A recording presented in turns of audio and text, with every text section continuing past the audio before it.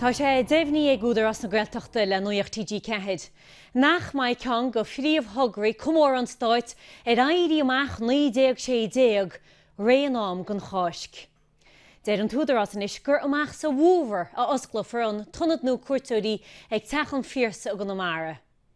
Cé go bhfuil na conrathóirí ar an lochid, níl tús cur go fóil leis an obair thógála. Tásúil ag an údar as go mbeidh bailach siúlóide aici le teachan Phiarsaigh réidh gon cháisc. Ó tháinig go raibh teach ag páirc mac Phiarsaigh, duine go cheannairí Éirí Amach na cásca a smog. Bhí súla fada go mbeadh an tonad cuairteoirí nó atá le tógáil taobh leis a teach sin, oscailte in nám go phríomh chomóradh an stáit ar an Éirí Amach faoi cháisc. Ach níl sin amhla.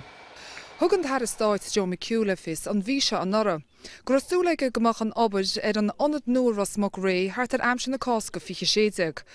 Ach nílach beag an os cin chábhí fanta go dtí an tréimhse sin, agus seoí an arbeirt ar an lochid go dtí se. Tá iontas arm nach me sé réile hí na cásca. Tá muid de plé leis seanis le déimlíon na Fichead.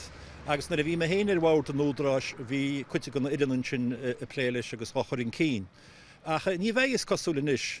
Well mar amach sé ré fa dhéidir na bliana scanal náisiúnta bheáin. Agus heastóch ceistena í sa dáil in nóir sin mar amach sé réití.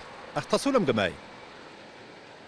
Well, tan sprictáta maidir leis an sansúh se gáún táimlú agus is mór an ára an rialtas na rialtas nach chuir se réití nám, mar cillann se nara go réamhabar dinta, cillann se nara an pleanáil dinta, cillann se nara an deara réití nám agus mar sin de, agus nara an chomótas maras ceart tucaí ag an rialtas gon tionscnamh se, cá se bheith dinta roimh dear na bliana, ar a leid tús a bheith dinta mar dionta tús caafar ag chríochtnú ach an níomí bheith armsa ná nach níon tús a bit ceart am bliana agus ní bheith se sin inhlaí beg na mór.